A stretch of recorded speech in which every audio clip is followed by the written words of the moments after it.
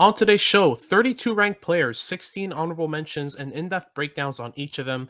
My updated December rankings for the 2023 NHL Draft are coming up on Locked On NHL Prospects. You are Locked On NHL Prospects, part of the Locked On Podcast Network. Your team every day.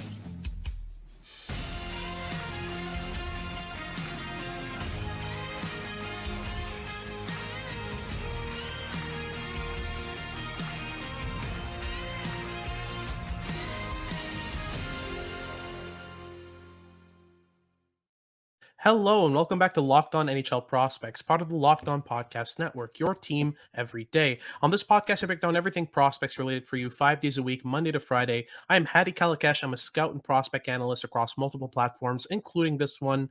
And I've got a very good show for you today. It's the start of the month, so we're going to be breaking down the top 32 prospects updated for December with my recent viewings and all of that. There's going to be honorable mentions as well, in-depth breakdowns on each of these players, and I'll be breaking down the risers and fallers and why they've risen or fallen, what in my recent viewings has changed, what my assessment of them has been in the last couple of weeks, and sort of what the update is on them and how they're doing. So before we get into any of that, just remember to like and subscribe if you're watching on YouTube. If you haven't already, it's always much appreciated. And make sure to follow us on all of your favorite podcasting platforms. Wherever you find your podcasts, you can find us. So let's get right into it. I'm going to start with the honorable mentions. I'll let them sort of roll down below and sort of run out a couple names just to sort of break them down for you. So Cam Allen is the big one. Then we've got 3 NTDP guys on the list in Gabe Perreault, Ryan Leonard, and Oliver Moore. They all missed the cut, but there are some high-end prospects on the NTDP side, just not as much as 2019, for example, or last year. Then there's a couple WHL guys as well, and Luca Cagnoni, who missed the cut by a hair, and a couple guys in Samuel Honzek, who's been creeping up, and Kalen Lind, who's kind of been steady.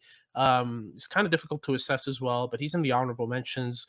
Two QMJHL guys, a league that I scout a lot for different platforms as well, and Jordan Tourigny and Mathieu Catafort.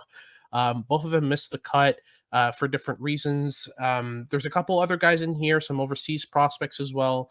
But let's cut right into the bottom half of the first round. We'll start with pick 32. My 32nd overall pick is Nate Danielson of the Brandon Wheat Kings in the WHL.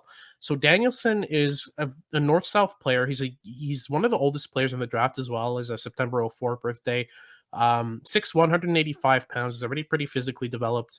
Right-handed shooter, which is going to help his value. I just don't see as much east-west elements and as much sort of puck skills as I wish he had. But I think he'll make a very solid sort of bottom six, two-way center with value on the penalty killing unit as a top penalty killer, that kind of thing. More likely a third liner than a fourth liner, in my opinion. He's got a pretty high ceiling, but not enough offensively to sort of give him more than that.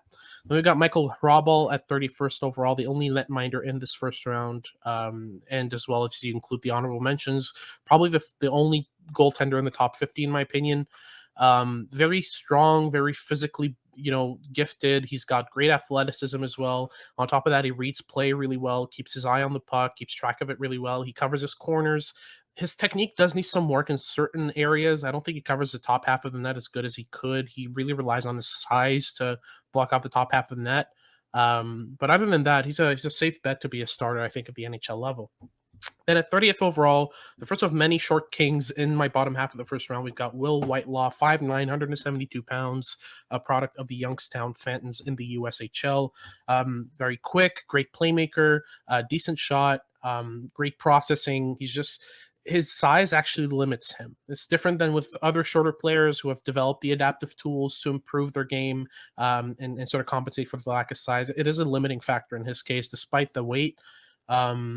But he's got some runway to improve as well. He's a very good prospect and is worth a shot.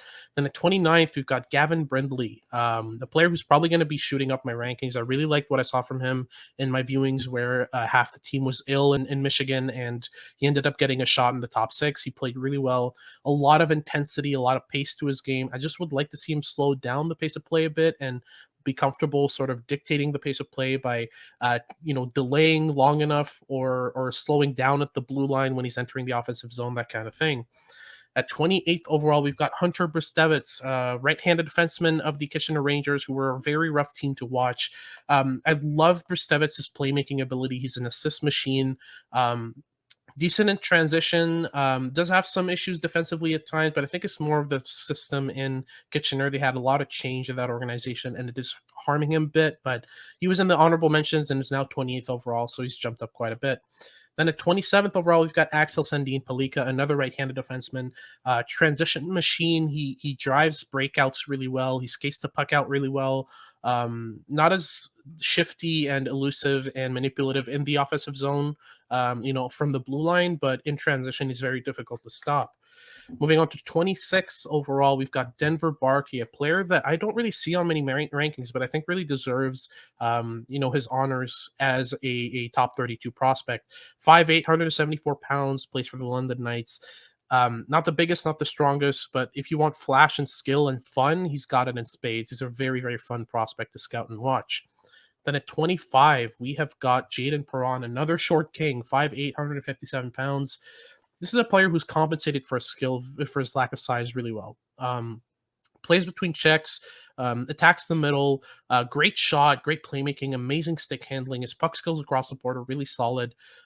He's been driving the offense really well for the Chicago Steel. I just, yes, the size is limiting, but just the offensive potential with Perron is through the roof. I really like this prospect. At 24th, we've got Otto Stenberg. He remains one of the most versatile players in this class. He can do a bit of everything, and he's got a very, very good skating stride on top of that. But I haven't seen him find his niche, and that's what's sort of limiting him from being a top 20 player. He slipped down the rankings because of that. But we'll see how the season goes on. I still have a lot of viewings to get in on these European players, so he's one guy I'm watching pretty closely. Then at 23rd, we have got Luca Pinelli. Luca Pinelli, yes, he's small. He's not the fastest. He's not the strongest, but he is one of the smartest players in this class. And what I've really liked that I've seen in his game, in the last month or so, has been the off puck positioning and the goal scoring ability that he has. He plays off his teammates extremely well. As soon as his teammates have the playmaking skill to find him, he's money. He's got a great shot and finds soft ice so well. I really like this player's game. At 22nd, we have got Ethan Gauthier. Gauthier, for me, I love his high-end pace. I love the fact that he's one of the most intense players in this draft. He's got a decent shot, decent playmaking, but really what drives his game is the intensity and intelligence that he has. That combination is pretty lethal, but it's sort of the same as with Otto Stenberg. He hasn't really found his niche offensively and what he's really good at. Whether that's creating space for himself or finding soft ice behind defensemen, stuff like that. He still needs to work that part out, but very intense, crashes the net, fights for rebounds, all that stuff. He's got a lot of projectable elements.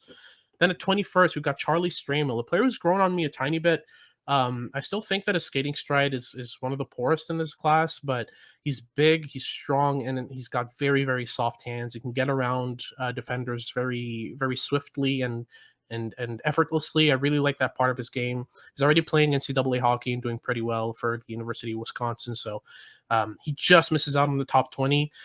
He's edged out by the 20th overall pick, Quentin Musty. The fun thing about Quentin Musty is he can do everything with the puck. Across the board, his playmaking, his goal scoring, his stick handling are all high end. But what's missing from his game is his processing is really below average. I think that he doesn't really make the best decisions with the puck, and that's limiting his game a lot. So just improving on that aspect of his game would probably help him a whole lot. He's big and he's got, very, very good hands. So, if you work out his hockey sense and make it a strength, then watch out because you might have a top line player in Quentin Musty down the road. Then at 19th overall, we've got Cone Zemer, the first of two Prince George Cougars on this first round of the 2023 NHL Draft. Big, physical, strong player with a very, very good shot. He's one of the best goal scorers in the draft. He's kind of average or below average across the board everywhere else, but his physicality and his shot should be able to make him a very decent top 20 prospect. And if you can round out his game, he's another player you can definitely watch out for. Then at 18th, we've got Mikhail Gulyayev. He doesn't really seem like the part of a great defender. He's 5'10", 170 pounds, pretty swift with great hands. You think he's an offensive defenseman, but his strength is defending, especially rush defending. He matches footwork really well, sticks with rushing forwards extremely well. He's very difficult to get around. He rarely gets caught out of position. Just extremely solid defensively, and with some offensive upside, which ranks him this high in this draft. Then at 17, we've got a big winger, big goal scoring winger in Matthew Wood. He's sort of your prototypical power forward, drops the shoulder, gets to the middle, crashes the net, really loves his rebounds, scores in tight, all that stuff. So that's it for the bottom half of the first round. And we're going to get into the top half of the first round, or top 16 of December, right after these messages. So I want to talk to you about Athletic Greens and the product AG1. Athletic Greens is already a widely trusted company with over 7,000 five-star reviews and recommendations from pro athletes. Their multivitamin AG1, which is easy to use with just a quick scoop and some water, uses the best natural products, no GMOs, no artificial anything, and it helps with everything from sleep quality to gut health to boosting your immune system and much more. With one scoop of AG1, you're absorbing 75 high-quality vitamins, minerals, whole food source, superfoods, probiotics, and adaptogens to start off the day right. It's time to reclaim your health and arm your immune system with the best weapon you can buy. No more taking 20 pills and supplements in the morning. Just one quick scoop and a cup of water, and you're set for the day. To make it easy, Athletic Greens is going to give you a free 1-year supply of immune-supporting vitamin D and 5 free travel packs for your first purchase. All you have to do is visit athleticgreens.com/NHL Network. Again, that's athleticgreens.com/NHL Network to take ownership of your health and pick up the ultimate daily nutritional insurance. All right, so moving on to the top half of the first round of this December update of the top 32. We're going to start with the 16th overall pick. The only player from Finland is Kasper Halttunen from HIFK in the Liga. Another big winger with some great physical elements. He can shoot really hard, but what I really like about his game is not only is he big and physical, but his mechanics along the boards are really solid. He's very capable in terms of cutting to the inside, getting off the boards, the way he shields the puck, the way he establishes body positioning. It's all very sort of pro polished, and that's what I really love about his game. Then at 15, we've got a big riser in Lukas Dragicevic, right-handed defenseman from the Tri-City Americans in the WHL. Just an offensive dynamo. There's really very little he can't do with the puck. Great on breakouts, great in the offensive zone. He attacks open ice in the offensive zone often and very well. His decision-making in his own zone and on the breakout do need some work, but offensively, you're getting a lot from him. So he's kind of a high-risk, high-reward defenseman. And if you can bring some consistency to the areas of his game that are inconsistent right now, watch out with Dragicevic. He could be a very, very good prospect down the road. Then at 14th, we've got Colby Barlow. Barlow is your modern-day power forward. So it's not like Matthew Wood, where, he's constantly just dropping the shoulder, getting to the net, getting shots off, getting to rebounds, all that. Barlow also has some finesse elements to his game that really sort of shine in transition. I like the way he delays, gains the middle. He's comfortable, delegating to his teammates, finding pucks back, closer into the net and getting shots off that way. 6'1", 187 pounds. He's got some weight to add to his frame. He's one of the best players on a pretty good 0-1 sound attack team. So very promising player. I'm sort of interested to see if he even maybe rises up these rankings. He's pretty high where he is, but you never know with players like these. Then at 13th, we've got the second of two Prince George Cougars in this first round, the highest of the two, and that's Riley Heidt. So Heidt, for me, he just screams second line center. Great playmaker, loves to delay, find soft ice, open up lanes for his teammates by dictating the pace of play. Great hands, and he's a really good skater as well. Pushes the pace, but is also comfortable slowing it down. He's got a lot of intelligence to his game. I really like this prospect. He can play center. He can play wing. I think he ends up being a center at the end of the day, just based on his playmaking and intelligence. Then at 12th overall, we've got the highest ranked defenseman in my first round. That's Caden Price. It's still him. Still one of the most intelligent players in this class. Definitely the most intelligent defenseman. He lacks sort of that high-end puck skill across the board. I don't think his puck skills are high-end or elite, but he's definitely one of the more intelligent guys, and that really compensates for his lack of puck skills. I'm excited about Caden Price. I see a lot coming out of him. Then at 11th overall, we've got Will Smith. right-handed center from the US NTDP, the best player in the US NTDP by far, in my opinion. Just the most shifty, elusive, crafty player in the USHL right now. There's nothing he can't do with the puck. The stick handling is tremendous, and what I really like is especially the fact that he always keeps all of his options open. He's never limiting himself to one or two things on the puck. Never has a set play in mind. He's always sort of comfortable reevaluating his options and choosing different ones if the one that he has in mind closes up, or if it's not the best, or something else that's better opens up. He's just very adaptable, and that's something that's really priceless in a prospect. Then we get into the top 10. We're going to start with the 10th overall pick here, and that's Braden Yeager. Yeager is one of the best scorers in the draft. He's a center, right-handed shooter, all that has value.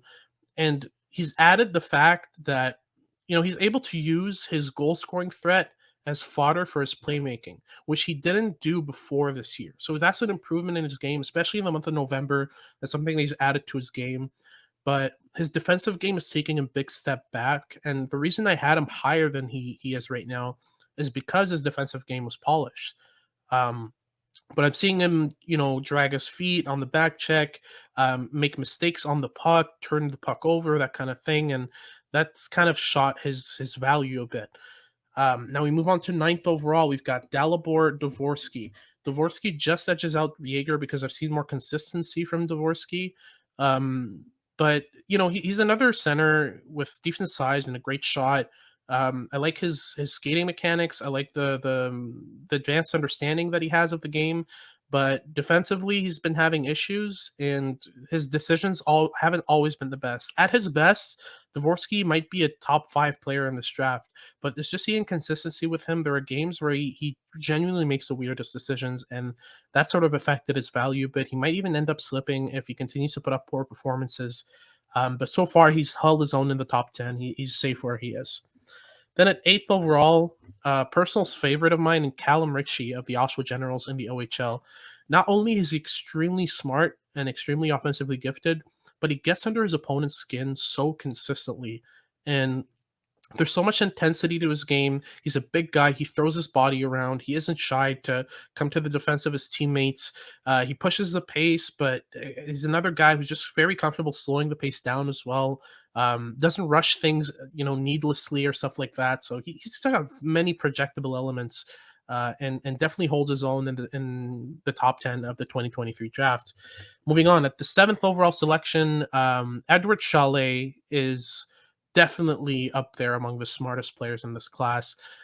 His understanding of positioning, the way that he sneaks off the puck and finds little pockets of space, and then quickly puts the puck in an advantageous position to be able to shoot it off rip, it's so impressive. And, he's already playing pro hockey. He's got a decent frame. All that adds up. But really, for me, what sells him to me is the intelligence. I'm a big smarts guy, and it really shows in these rankings. And it's going to show even more with this next pick. At 6th overall, I have Andrew Crystal of the Kelowna Rockets.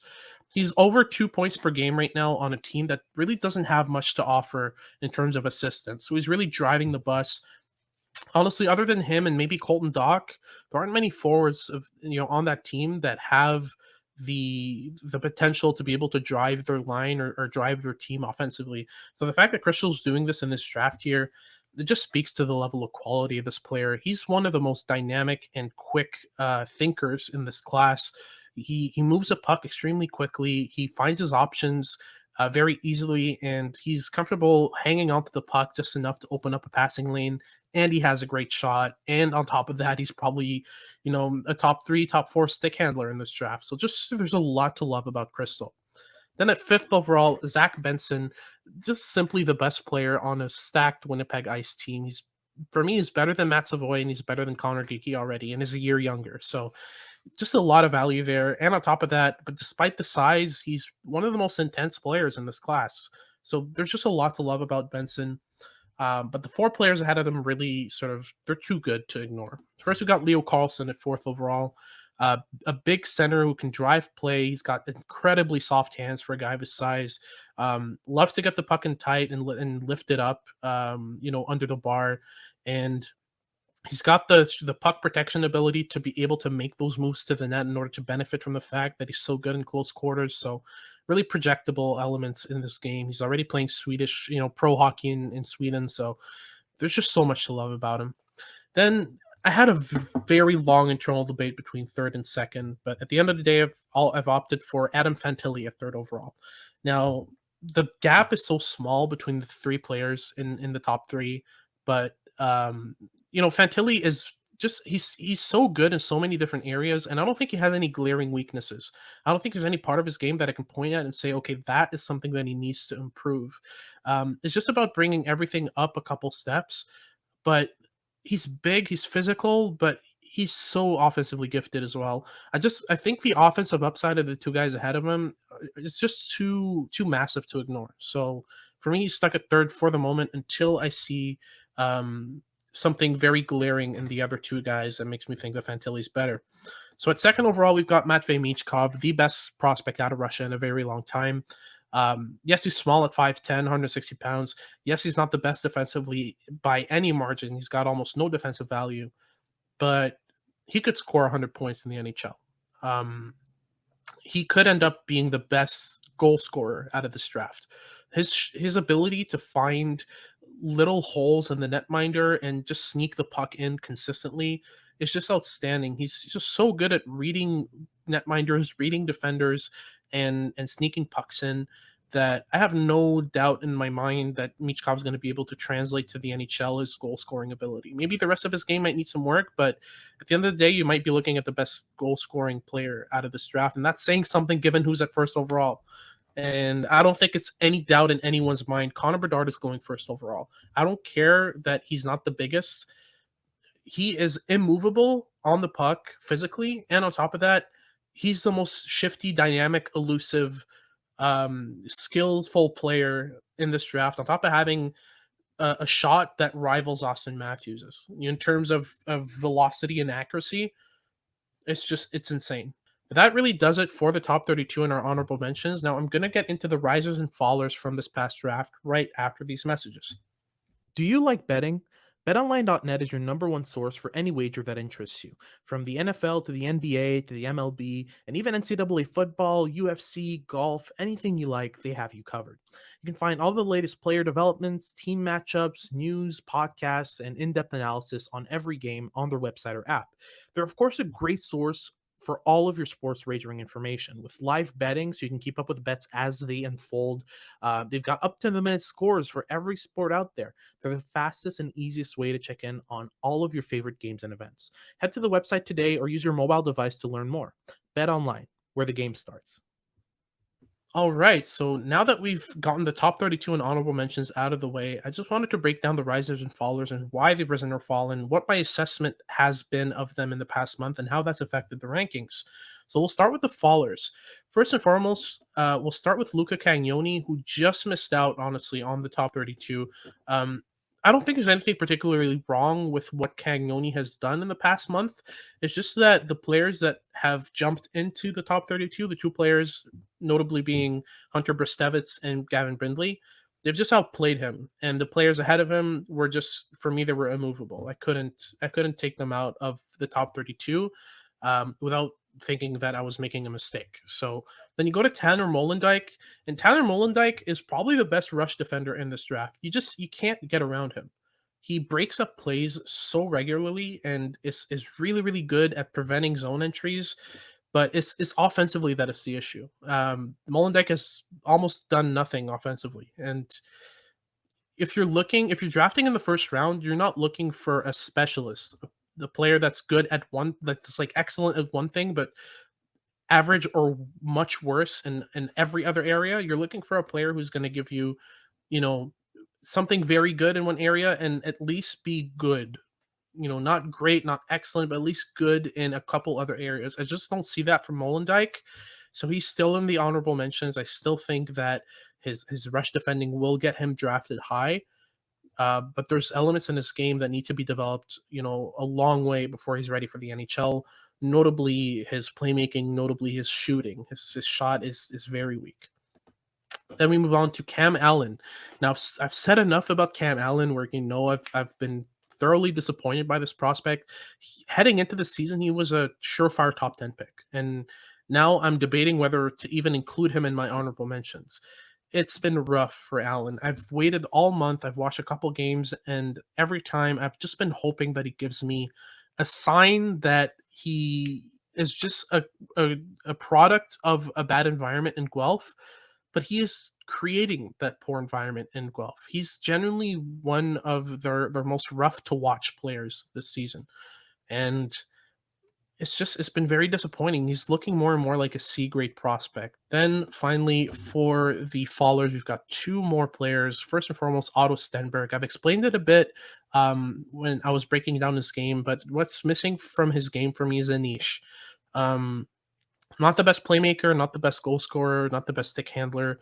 He's just very fast and very responsible, which is great, but I don't think he's defensively responsible enough in order to compensate for his lack of offense. You got players like Arturi Lehkonen at the NHL level who are defensive specialists with decent speed and all that, but Lehkonen is still a very good shooter. Like he's still able to put the puck in the net at least semi regularly. So Sandberg has slipped down from 18th to 23rd, 24th for me because of that, and he might continue to slip because I still think he might develop something, before the end of the season, but it's I see him as a versatile player who can do a bit of everything, but he doesn't stand out in any area, and that's kind of hurting his potential. And then finally, Braden Yeager, who is the highest ranked of these fallers, he's fallen from 7th to 10th. Um, I mentioned that a bit, but really the step back in his defensive game has been concerning. He's added some playmaking elements, which is great, but that can't come at the detriment of what I thought was really his strongest element, which was his defensive game. For the risers, the fun part, Gavin Brindley is so good, and it was very hard to leave him out of the top 25, but I opted for 29th overall with him just because it's a small sample.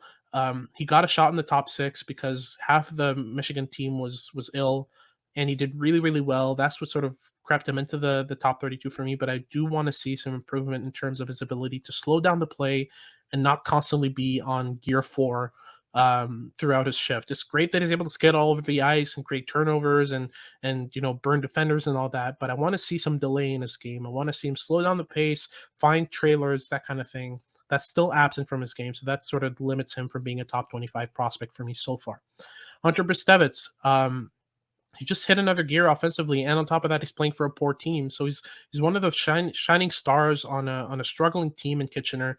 So it's great to see that from him, and that sort of bumped him into the first round for me. Axel Sandin Palika, another right-handed defender, just a transition monster. I've gotten higher on his game, not because he's done anything particularly better in this past month, but just because I've just gotten more viewings from him, and I am comfortable sort of bumping him a couple more selections in the draft, but nothing spectacular. What's spectacular though is the rise of Lukas Dragicevic. He went from 23rd to 15th overall in my rankings. And that's because he's just shown another level. There have been games where he looked like a top 10 pick. Rushing into the offensive zone, carrying the puck in himself, creating chances, and getting back on time to defend really well. It's just the inconsistency that's preventing him from being that top 10 pick, because there are games where he doesn't look like a first rounder. So I think it'll be easier to develop the consistency with Dragicevic than it would be to just spawn out of nowhere the offensive ability that he has in another player. So that's why I have him that high.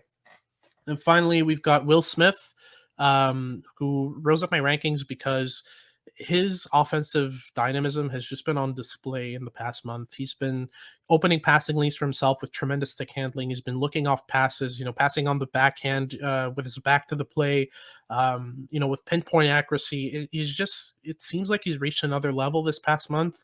So he gets a bump up to 11th overall, and he could continue to rise if Braden Yeager continues to play like he has. And then finally, the player I'm highest on out of this bunch of risers, and it's Andrew Crystal. I've seen him outside the top 20, and I just don't get it. So dynamic, so skillful, such a quick thinker. There's just so many levels to his offensive game. He can shoot, he can pass, he can stick handle. Just there's nothing he can't do with the puck, and on top of that, he's good defensively. So yeah, he deserves to be in the top 10 for sure, and he's my 6th overall pick. That's it for the risers and fallers for this segment and this episode.